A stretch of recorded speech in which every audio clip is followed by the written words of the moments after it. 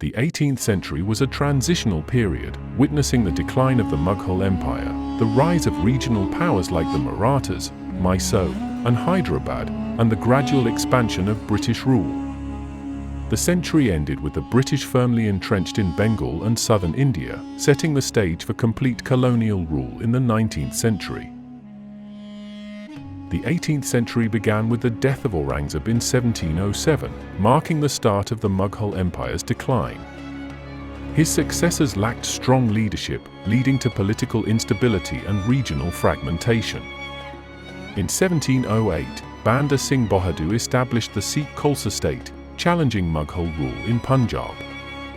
Meanwhile, the Mughal throne saw constant succession struggles, with Bahadur Shah I's death in 1712 further weakening the empire.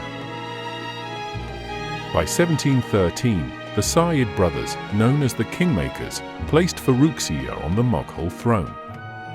In 1717, Farrukhsiyar granted trading privileges to the British East India Company, strengthening British influence in India. However, the Sayyid brothers were overthrown by 1720, and Mughal authority continued to erode. In 1724, Nizam-ul-Mulk established Hyderabad as an independent state, symbolizing the empire's fragmentation. The Marathas expanded into Malwa and Gujarat 1725, asserting their dominance in western India. The empire's vulnerability was exposed when Nadir Shah of Persia invaded Delhi in 1739, plundering the capital and taking the famous Kohinoor diamond and peacock throne, a major blow to Mughal prestige. The mid-century witnessed fierce battles among Indian powers and growing European intervention. In 1740, Alivardi Khan seized control of Bengal after the Battle of Giria, consolidating power. Meanwhile, Travancore's King Martanda Varma defeated the Dutch East India Company 1741 at the Battle of Colishal, signaling the decline of Dutch influence in India. European conflict spilled into India through the Carnatic Wars 1746–1763, fought between the British and the French for control over South India. The Battle of Arcot 1751 was a turning point where Robert Clive's forces successfully defended British interests against French-backed forces. The real shift in power occurred in 1757 at the Battle of Plassey, where the British East India Company, led by Robert Clive, defeated Nawab Siraj-ud-Daulah of Bengal. This victory secured British control over Bengal, allowing them to dominate Indian politics and economics. By the late 18th century, the British were challenging both Indian rulers and European rivals. The Battle of Wandiwash, 1760, ended French influence in India, solidifying British supremacy. However, Indian resistance remained strong. The Third Battle of Panipat 1761 saw the Afghan ruler Ahmed Shah Abdali defeating the Marathas, halting their expansion and weakening their power.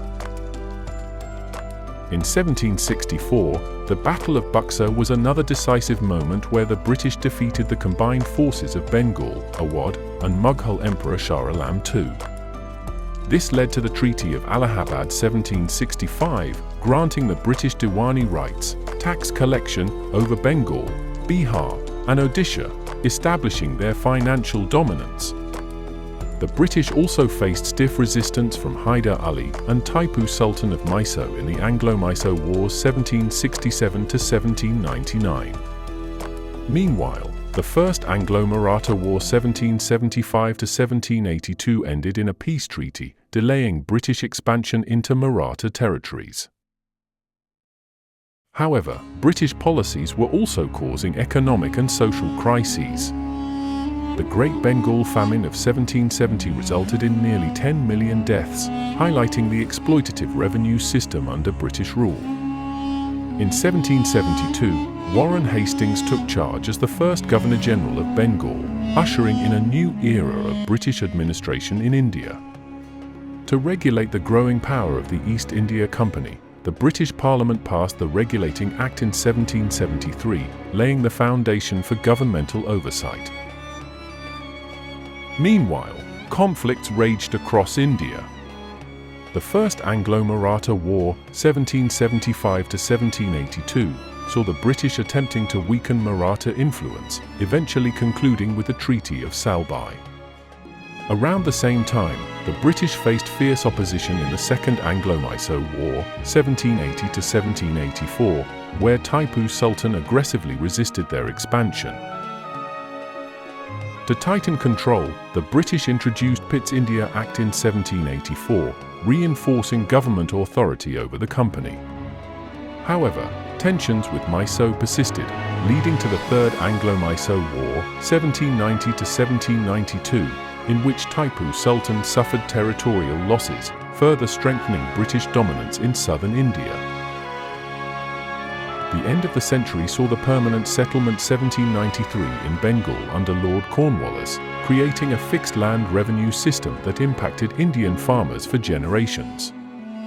The Battle of Khada 1795 reaffirmed Maratha strength against Hyderabad, but British influence continued to grow. Finally, Tipu Sultan was killed in 1799 during the Fourth Anglo-Mysore War, marking British dominance over Mysore and a significant step toward full control of India.